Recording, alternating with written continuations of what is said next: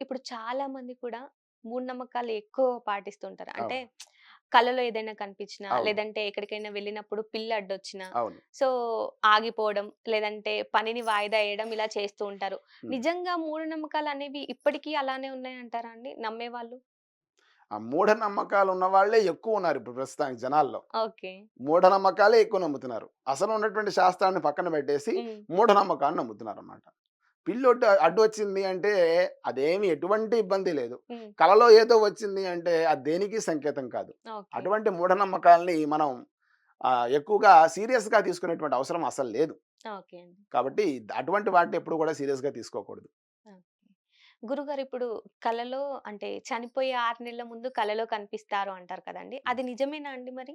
ఎవరు కనిపిస్తారు అంటే అంటే మనం చనిపోయే 6 నెలల ముందు మనమే చనిపోయినట్లు మనకే కలలో కనిపిస్తాము అనేసి కొన్ని వీడియోస్‌లలో కొన్ని కొన్ని ప్లేసెస్‌లలో అంటే ఎవరో పెద్దవాళ్ళు చెప్పినప్పుడు వింటూ ఉంటాం. హ్మ్. అది హ్మ్. నిజంగానే జరుగుతుందా అండి? లేదమ్మా. అలాంటిదేం జరగదు. జరగదు. ఎక్కడా కూడా జరగదు. చనిపోయే 6 నెలల ముందు మనం చనిపోతున్నాం అనే విషయం కలలో తెలిసిద్ది అంటే, ఆ రోజే చనిపోతాడాయన. ఓకే. 6 నెలల దాకా అవసరంలే ఆయనకి. హ్మ్. ఎందుకంటే, ఆ భయం అట్లా ఉంటుందన్నమాట. లేదంటే కొన్ని సింటమ్స్ కనిపించినా కానీ కలలో పాము కానివ్వండి, ఏం లేదు. లేదంటే ఏం లేదు. మామూలుగా కూడా చాలా మందికి ఇంకొక అపోహ ఉంటుంది. మాకు చనిపోయిన వాళ్ళు కల్లోకొస్తున్నారు అని. అవునండి. అలా గూడా చెప్తూ ఉంటారు. చనిపోయిన వాళ్ళు కల్లోకొస్తున్నారంటే శుభప్రదమే. ఇబ్బందేం లేదు మీకు. హ్మ్. వాళ్ళంతా కూడా చనిపోయిన తర్వాత వాళ్ళందరూ కూడా పితృదేవతలు అంటారు వాటిని. హ్మ్. వాళ్ళందరిని కూడా. హ్మ్.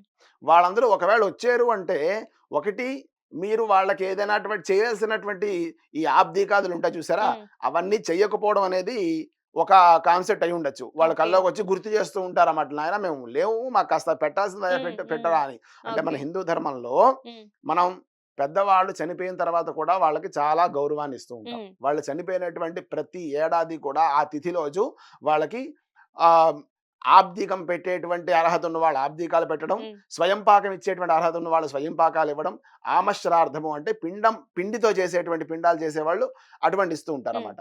కాబట్టి అవన్నీ ఖచ్చితంగా ఇచ్చి తీరాల్సిందే.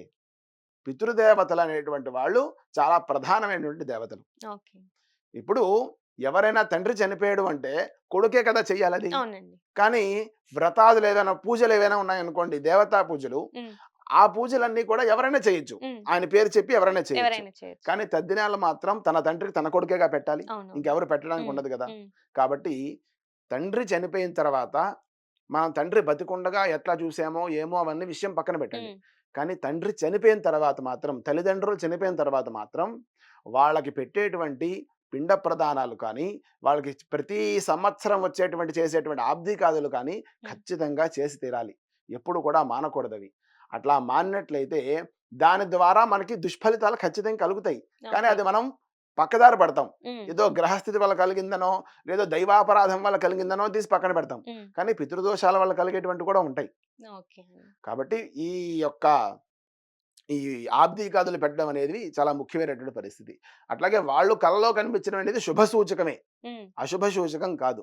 ఓకే. చనిపోయిన మా పెద్దమ్మ కల్లో కనిపిస్తోంది నాకు భయమేస్తోంది. ఇవన్నీ భయాలేమి అవసరం లేదు. వాళ్ళ వాళ్ళు బాగా ఆప్తులై ఉండొచ్చు. హ్మ్. కాబట్టి మీకు కల్లో కనిపించి వాళ్ళ ఆశీర్వచనాలు మీకు అందిస్తూ ఉండొచ్చు. అట్లా ఓకే. కూడా అనుకోవచ్చు మనం. Only okay. భయాన్నే ఎందుకు ఇలా తీసుకోవాలి? చెట్లు కూడా ఎండిపోయినట్టు కనిపించడం. అంటే వేప చెట్టు ఎండిపోయినట్టు ఇలా కొన్ని కనిపిస్తుంటాయి. హ్మ్. అంటే చెరువులు కనిపించడం. హ్మ్. ఇలాంటివి కనిపించినప్పుడు ఏం జరుగుతుందండి మరి? ఏం జరగదు. అంతా నార్మల్‌గానే ఉంటుందా? మామూలే అంతా నార్మలే. ఈ ఓకే. కలలో వచ్చేటువంటి భ్రాంతి ఏదైతే ఉందో, అంటే ఇప్పుడు మీకు అంతా టెక్నాలజీ అంతా వచ్చింది హ్మ్. కాబట్టి ఆల్రెడీ వాళ్ళు కూడా చెప్తూనే ఉన్నారు. హ్మ్. మన అన్‌కాన్షియస్ మైండ్ ఏదైతే ఆలోచిస్తూ ఉంటుందో అదే మనకు కలలో వస్తాయి. అవునవును. అంతే కదా! కాబట్టి దాని వల్ల ఏదైనా ఫలితాలు, దుష్ఫలితాలు అంటే అది మనం ఇప్పుడు ఉన్నటువంటి ఆధునిక కాలంలో దాన్ని తీసుకోవడం అనేది అంత ఉపయోగకరంగా ఉండదేమో అని నా భావన. ఓకే అండి.